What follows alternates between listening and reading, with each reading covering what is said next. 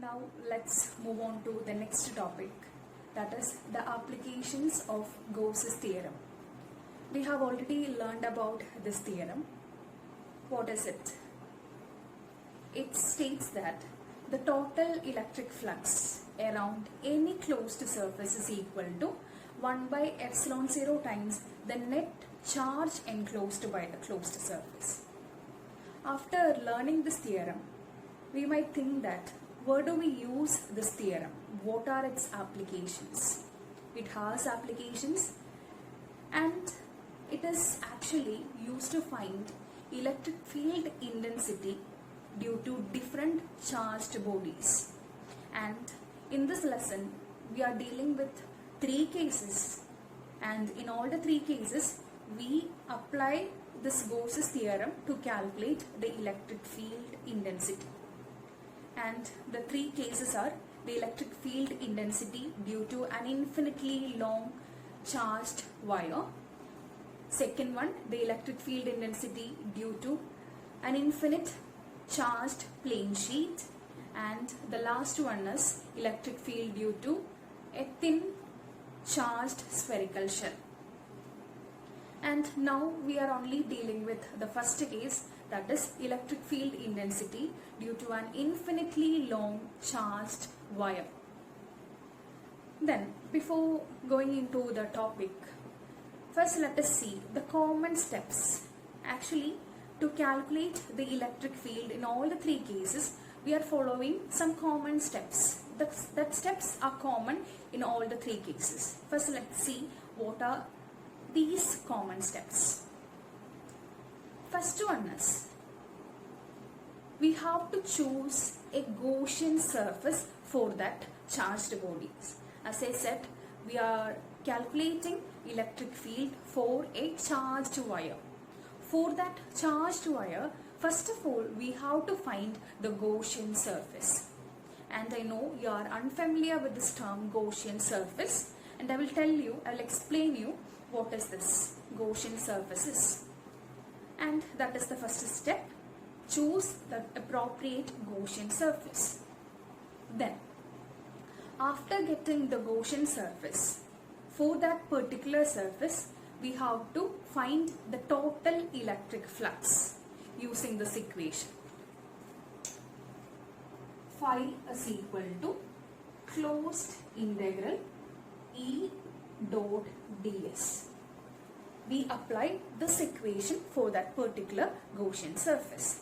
Then we write one more equation for electric flux phi using our Gauss theorem. That is, phi is equal to 1 by epsilon 0 times the net charge enclosed by the surface.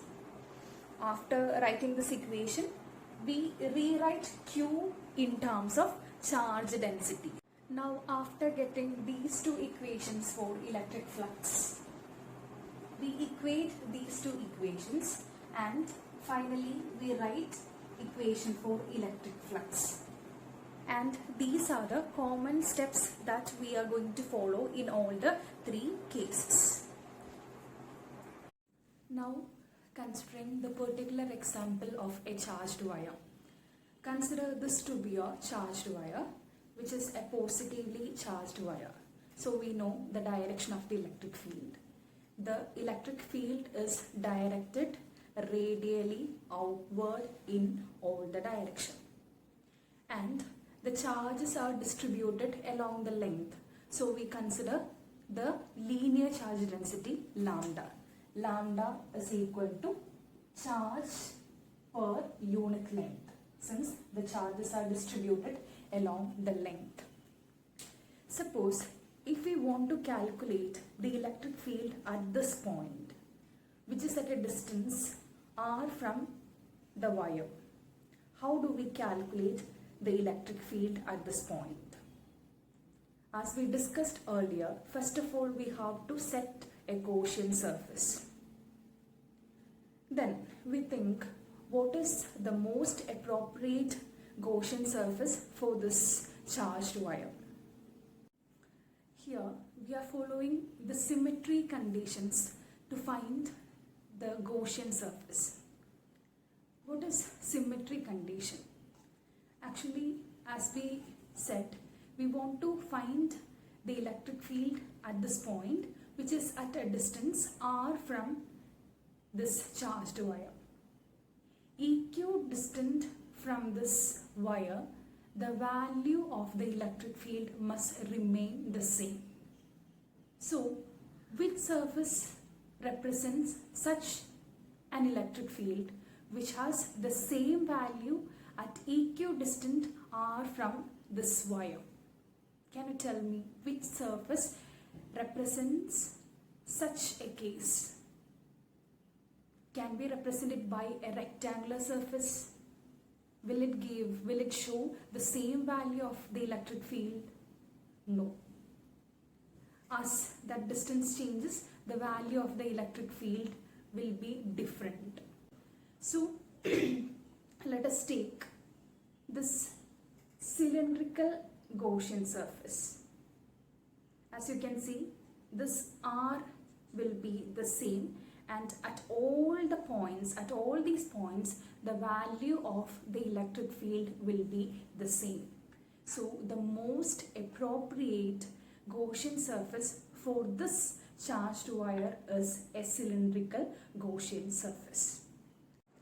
Now let's draw the figure for this case. A positively charged wire.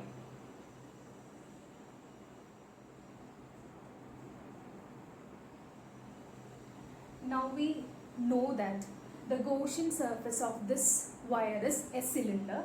So we draw a cylinder.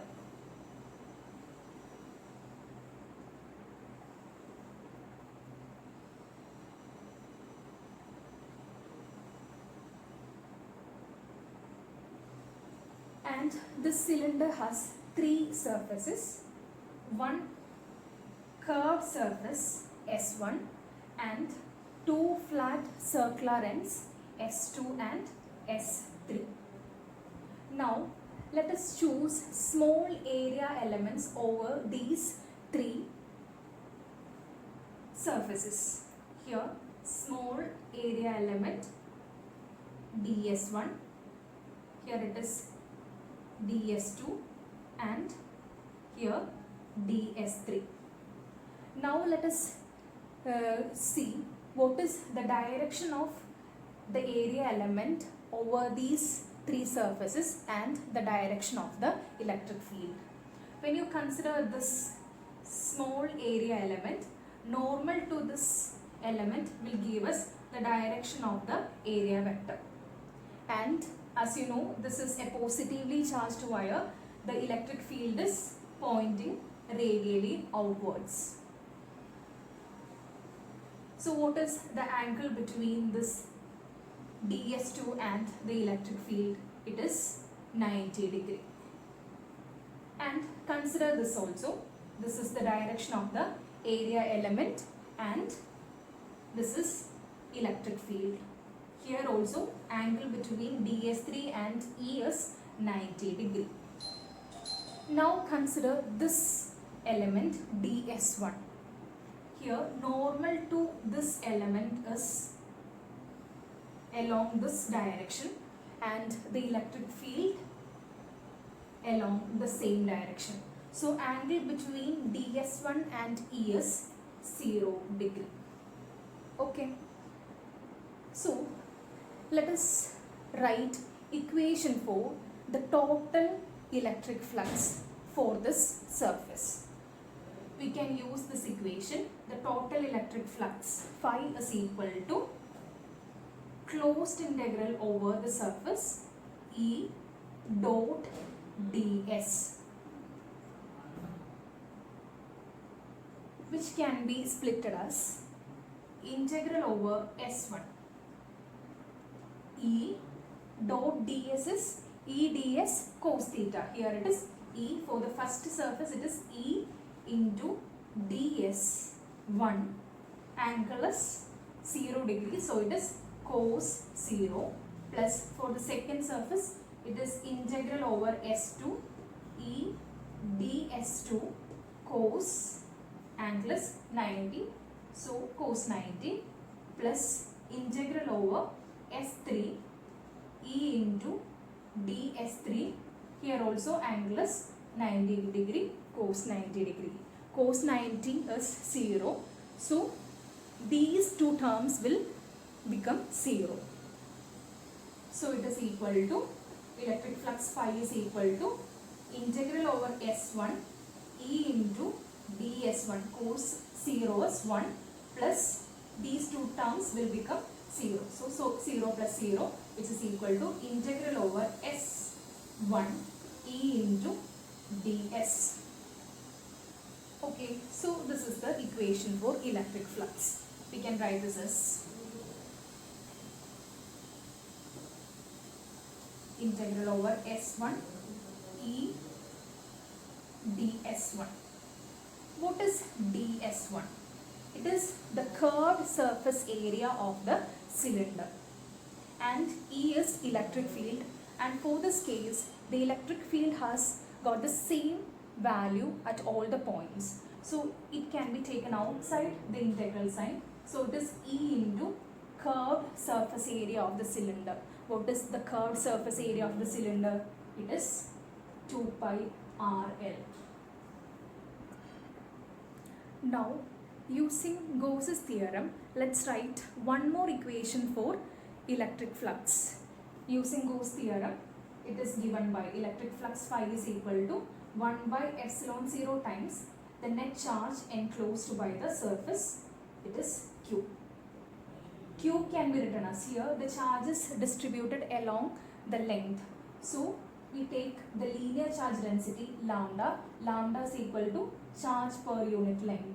From this equation, Q is equal to lambda L. So flux can be written as, rewriting Q as lambda L, it will become lambda L by epsilon 0. So now we have two equations for electric flux. One is phi is equal to E into 2 pi RL, and another equation is phi is equal to lambda L by epsilon 0. Now let us equate these two equations.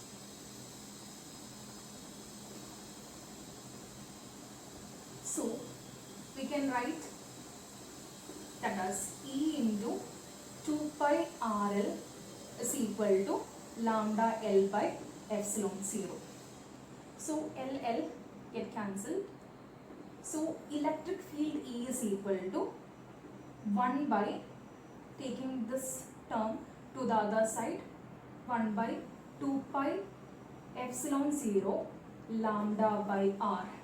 This is the equation for electric field for an infinitely long charged wire. In vector form, it can be written as E is equal to 1 by 2 pi epsilon 0 lambda by R into R cap. R cap is the unit vector in a plane normal to the wire. And from this equation, electric field is inversely proportional to the distance from the line charge. E is inversely proportional to the distance from the line charge. So if we draw a graph between electric field and the distance, we'll get a shape like this. Electric field versus R. So this is about the calculation of electric field due to an infinitely long charged wire.